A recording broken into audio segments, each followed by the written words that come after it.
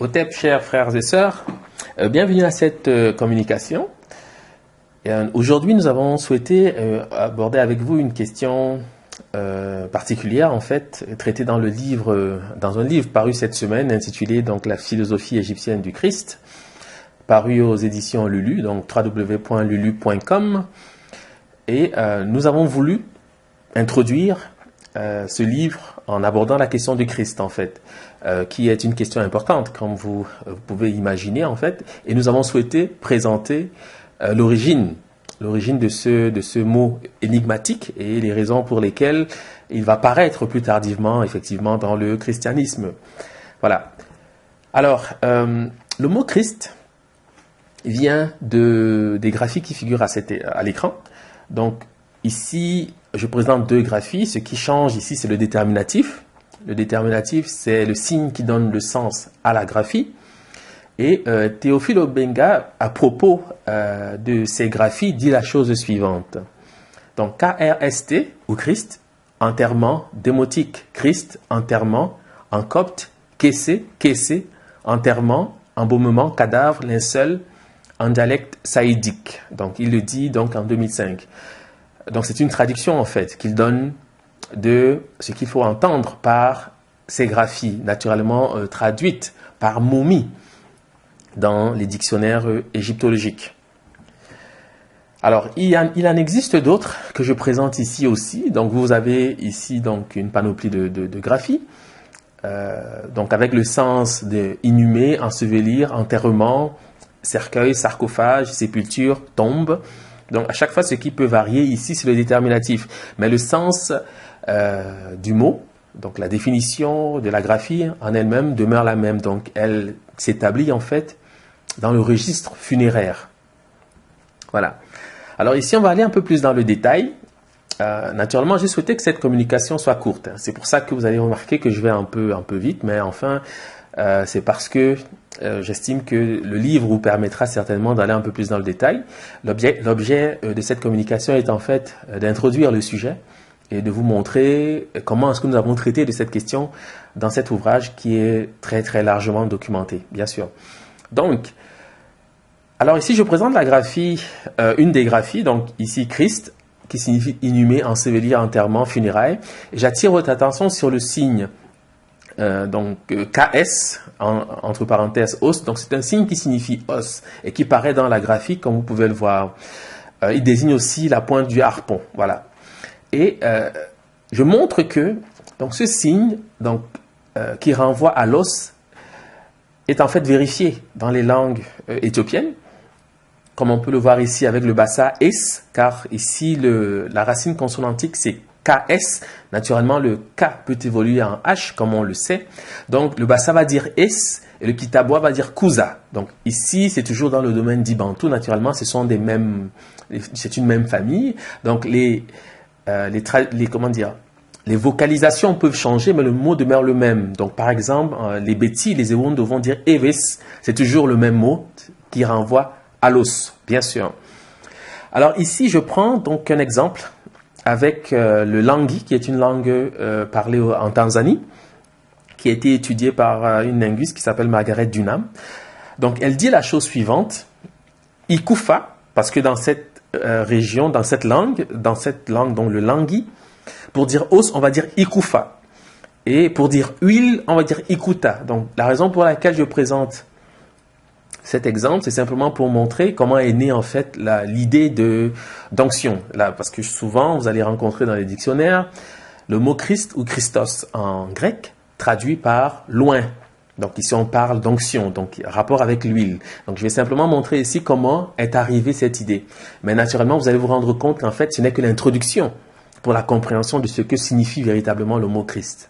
Donc elle dit ici, avec des mots de linguiste, le phonème F est réalisé comme une fricative labio-dentale sourde. Il s'articule la face intérieure de la lèvre inférieure rapprochée des dents du haut. Il se trouve surtout devant les voyelles du premier degré, donc I et U. Donc en réalité, donc en Langi, elle montre que le F se réalise en T. Donc lorsqu'on dit Ikufa, on va dire os, on va dire Ikuta, on va dire huile. Donc l'huile et l'os en fait paraissent comme des homonymes en fait. Donc c'est pour ça que vous avez déjà une idée l'idée en fait qui permettra d'introduire la question de l'onction. Voilà. Alors ici, je présente donc les mots de l'huile pour bien montrer que ce n'est pas simplement en relation avec le langui, c'est dans tout le domaine éthiopien. Donc, ça, on va dire... alors ici, je fais sauter les préfixes de classe. Hein. Je ne prends que les racines qui sont utiles en fait pour comprendre le sens du mot. Donc, on a ici une série, le benafuta, le bonde, donc kibonde, vuta, etc., etc., pour dire l'huile, pour dire graisse. Donc, c'est en relation avec l'os qui paraît dans la graphie Christ qu'on arrive à ces premières conclusions. Donc, vous voyez qu'il y a une ligne directrice qui va du signe qui présente l'os, que j'ai montré tout à l'heure, et qui se trouve en relation avec les mots de l'huile dans les langues éthiopiennes. Donc, ça permet déjà de valider un aspect important de cette graphie qui permet de comprendre qu'elle inclut également la question de l'onction. Voilà. Alors ici, je vais citer donc De Boek, qui a étudié les langues dites bantou. Donc, il dit ceci dans son livre. Le mot os, kupa, en bantou commun, se retrouve dans les parlers modernes sous deux formes, kupa et fupa, quant à la consonne initiale. La répartition de ces deux formes est indiquée sur la carte figure 4. Donc, dans son livre, il présente une carte. Nous ne l'avons pas reprise ici parce que ce n'est pas utile pour comprendre ce dont nous allons parler. Mais, naturellement, c'est des choses qui existent. Alors, il dit, l'aire de la consonne initiale K occupe presque tout le nord, hormis les deux enclaves de langue non bantou, et une bande à l'est le long de la côte. À l'ouest, Ost se rend d'ordinaire par Wessé. Au sud également, nous constatons une aire dans laquelle Os est rendu par des mots autres que Kupa, l'aire à consonne F a comme parler limitrophe, donc il cite ici des langues. J'ai encadré ou encerclé le mot Wessé, qui veut dire os dans les langues dites bantou, donc dans les langues éthiopiennes, parce qu'en réalité, vous allez vous rendre compte que ce mot traduit ou Oussir, le mot devenu Osiris en fait, chez les Grecs. Wessé, c'est la lecture littérale de la graphie Osiris, en fait. Donc, W-S-I-R se lit Wessé, ok? On dira aussi Mwessé dans la cuvette éthiopienne. Mwessé, c'est le nom du soleil, ok? Donc, c'est le nom d'Osiris. Donc, vous voyez que à partir du signe de l'os qui paraît dans la graphie Christ, on arrive déjà à l'image même d'Osiris, hein, qui est naturellement l'image qui a fondé le concept de Christ. Ici, je n'irai pas trop dans le détail, tout ceci est détaillé dans le livre, je répète encore une fois. Mon objectif ici, ce n'est que n'a comme objet que l'introduction en fait hein, de ces humanités fondamentales. Voilà. Donc, on arrive à quelque chose d'intéressant, c'est que vous allez vous rendre compte qu'en langui, on va dire ikufa, os, mais en lingala, on va dire kufa, mourir. En sagara, on va dire kifa, os, et en sangu, on va dire kifa, mourir. Donc, on a ici un système d'homonymie, parce qu'on va se rendre compte que les mots de l'os sont les mots de la mort, ce qui permet d'intégrer le champ sémantique dans lequel évolue la graphie Christ, puisqu'on a vu tout à l'heure qu'elle se rapportait à l'inhumation, à l'enterrement, etc., au cercueil, etc., à la momie. Donc vous voyez que avec le signe de l'os, on parvient au registre funéraire. Donc ceci est très important parce que vous allez comprendre comment il y a eu ce glissement et pourquoi on utilise ces symboles en fait pour traduire le mot Christ. Donc ici je présente donc une liste donc qui rend compte des mots de la mort ou du verbe mourir dans les langues éthiopiennes. Et vous voyez que c'est naturellement répandu. Hein. C'est dans tout le domaine éthiopien qu'on trouve les mêmes formes. Donc c'est en fait la même langue en réalité. Et ces mots sont traduits par ce signe, encore une fois, que je présente ici, qui, dans le lexique égyptologique, renvoie à l'os ou à la pointe d'un harpon. Donc c'est l'idée de l'os ici qu'il faut retenir, qui se dit Wessé, naturellement, qui est le nom d'Osiris. Ça, je pense l'avoir dit, donc on va continuer. Chose importante maintenant, c'est qu'on va se rendre compte que le mot kufa, donc le mot de l'os, de la mort, etc., va devenir en grec kophinos. Kophinos. Alors, en grec, que signifie kophinos? Kophinos désigne le panier, la corbeille. En anglais, on obtiendra donc le mot coffin, qui veut dire le sarcophage, le cercueil. Donc vous voyez qu'ici, on arrive en fait à au domaine funéraire auquel s'associent donc ces symboles. En français, on dira couffin, berceau transportable pour bébé. En français, on va dire kouf, donc un panier. Et en lingala, on va dire akoufi, il est mort. Je vous dis tout de suite que naturellement, il s'agit d'Osiris, le dieu mort et ressuscité. Mais ce terme-ci, akoufi, en lingala, traduit donc il est mort. Mais qui est mort, naturellement, c'est Osiris. Ici, j'en parle pas dans le livre. Naturellement, je détaille tout cela et je montre que ces mots, en fait, sont associés à Osiris tout particulièrement. Voilà.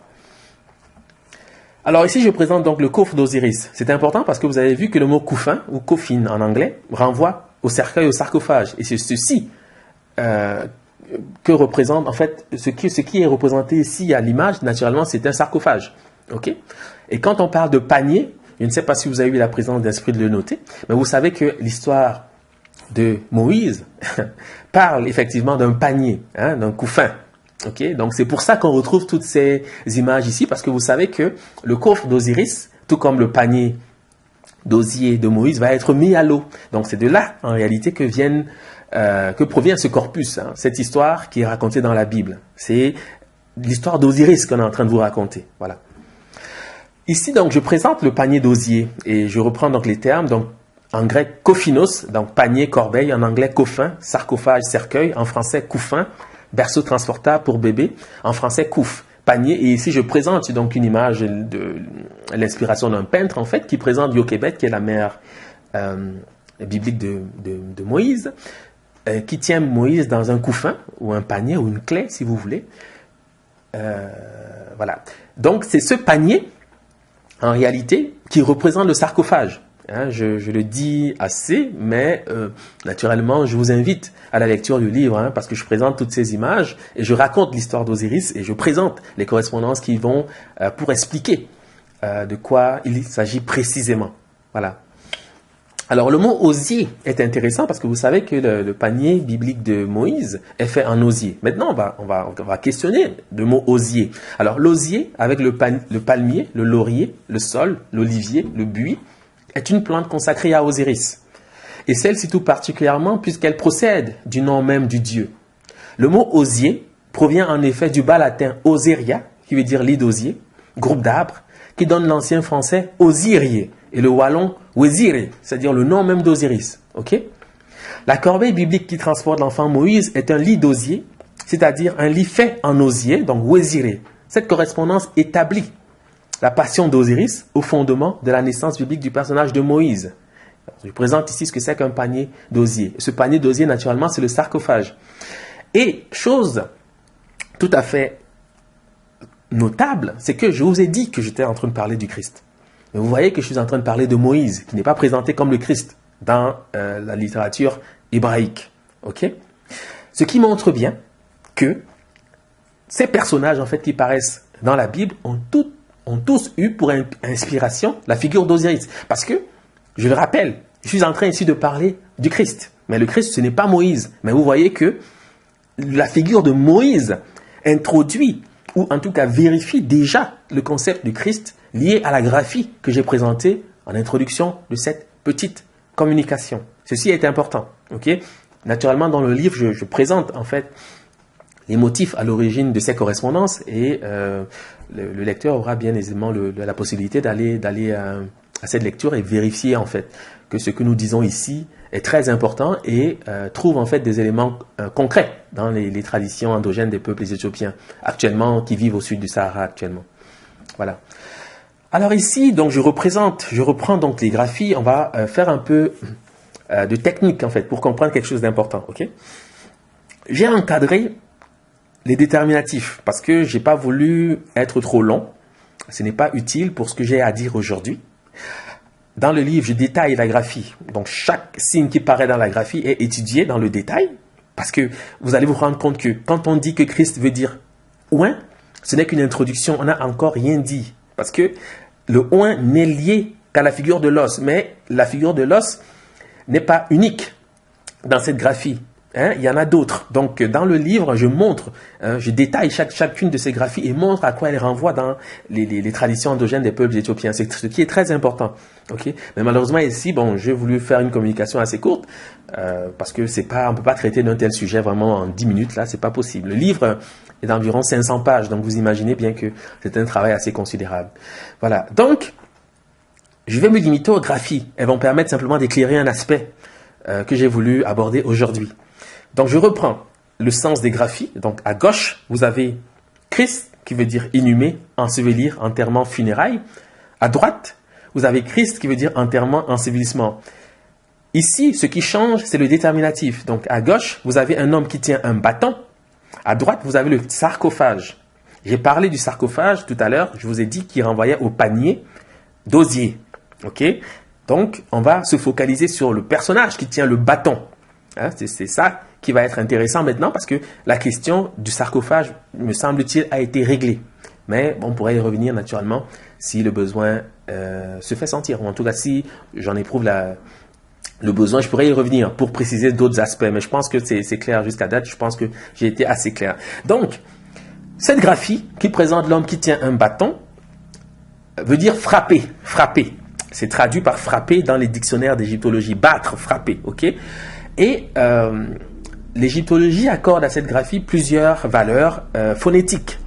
Donc, je détaille les valeurs ici. Donc, il y a HWI, il y a DR, il y a NHT. Toutes ces valeurs trouvent des correspondances dans les langues éthiopiennes. Donc, nous aurons par exemple le sérère AO qui veut dire battre, donc qui vérifie la graphie. Nous aurons le Wolof Dour qui veut dire battre, donc qui vérifie la graphie. Nous avons le Chiluba Nyuka qui veut dire battre, qui vérifie la graphie. Donc, ces trois sens sont vérifiés, mais ils ne sont pas exclusifs, parce que le verbe battre dans les langues éthiopiennes est très important pour comprendre la figure du Christ. Vous allez comprendre naturellement, c'est pas pour rien que ce personnage paraît ici associé à cette graphie. Voilà.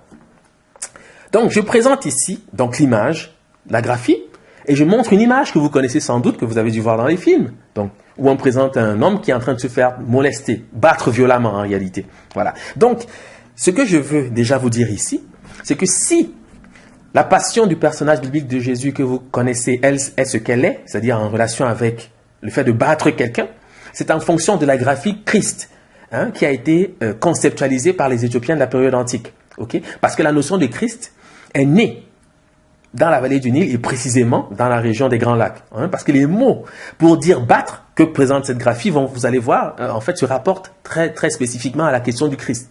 Dans le livre, j'aborde plusieurs langues, je montre plusieurs aspects de ce concept et vous allez voir que c'est réellement quelque chose de particulier. Hein? On a beaucoup de plaisir à retrouver ces choses-là parce que aujourd'hui on ne se souvient plus de ce que faisaient nos ancêtres et on ne sait pas pourquoi ces choses paraissent de cette manière-là. Mais les langues vraiment permettent d'aller toucher à l'ancestralité la plus lointaine. Parce que les langues ne changent pas du jour au lendemain. Elles ne changent pas du jour au lendemain. Et c'est un témoignage de la pensée philosophique des peuples qui les parlent. Voilà. Donc en bassa, par exemple, pour dire battre violemment, pour dire molester, on va dire mos. Ok, battre violemment, battre quelqu'un, mos. Ok, voilà.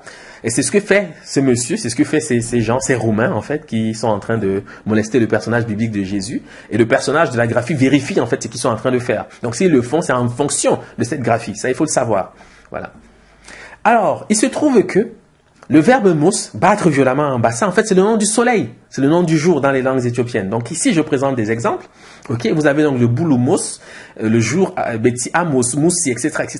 Et vous avez la forme en baya, wese, soleil, en fait, qui veut dire os, aussi. Donc c'est pour ça que vous allez vous rendre compte que les hiéroglyphes, en réalité, c'est un système d'homonymie. C'est ce que j'ai compris en réalité. Et dans le livre, j'explique pourquoi je suggère en fait de lire les hiéroglyphes en fonction du principe de l'homonymie. Parce que c'est ce principe qui permet d'éclairer réellement cette écriture. Okay? Sinon, on aboutit, comme le font les égyptologues actuellement, à un langage qu'on ne comprend pas. C'est un langage inventé, en fait, parce qu'on rajoute des « e » partout, on ne comprend pas de quoi il s'agit. Mais, lorsque vous avez un excellent lexique, vous arrivez à comprendre ce que vos ancêtres sont en train de vous dire en réalité. Donc, le mot de l'os, en fait, vérifie le mot du soleil. C'est pour ça que ce mot est dans la graphie en question. Hein, il faut le savoir. Donc, c'est ça. Donc, vous avez vu que le déterminatif, c'est l'homme qui tient un bâton, qui est en train de battre quelqu'un. qui est en train de battre. Le verbe c'est frapper, battre. Et en bas ça, on va dire mos pour dire battre. Or, il s'agit du nom du soleil, comme on le voit ici, ok? Voilà. C'est important. Et on aurait pu penser que c'est un hasard. Mais on va se rendre compte qu'en réalité, c'est loin d'être un hasard, puisque le Kikongo vérifie la même philosophie, ou la même pensée. Puisque en Kikongo, on va dire Zuba, pour dire battre, et Zuba, c'est le nom du soleil.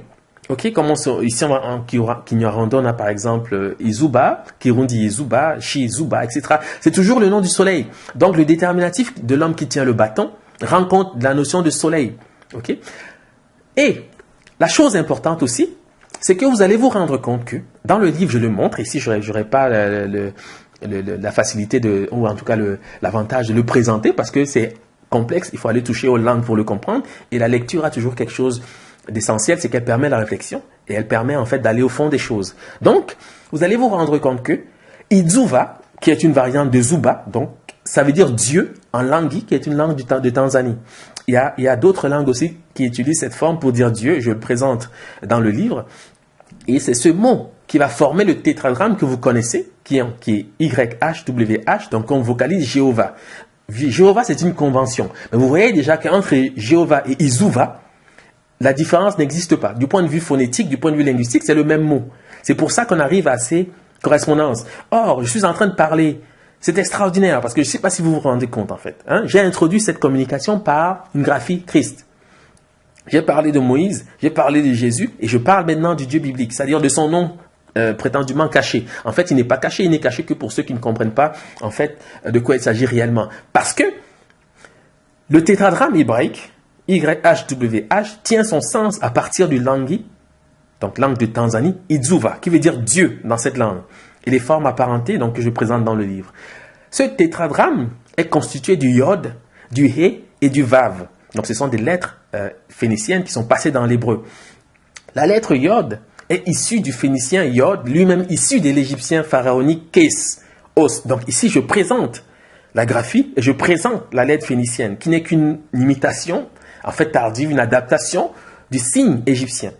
Donc je ne présente que ces signes, parce que c'est celui-là que j'ai étudié, mais dans le livre, je détaille. C'est-à-dire que je montre bien clairement que ce tétragramme, en fait, provient de la graphie Christ, associée à Osiris, et je montre en fait pourquoi les choses ont évolué de cette manière. Je montre les différents symboles associés à Osiris et comment cela finit par paraître aujourd'hui donc dans la religion juive, et puis aussi dans le christianisme, et éventuellement aussi dans l'islam, parce que l'islam a repris en fait les prophètes du judaïsme. Donc c'est la même tradition. Mais les fondements, là, c'est l'Éthiopie. Et dans le livre, je le montre. C'est un livre assez documenté. Donc je vous invite, si vous avez cette possibilité, de l'acquérir et de pouvoir le lire. Et cette lecture donnera suite, je n'en doute pas, à des discussions très, très intéressantes. Donc je vous remercie de votre attention. Et je vous souhaite de passer une excellente fin de journée. Merci Otep.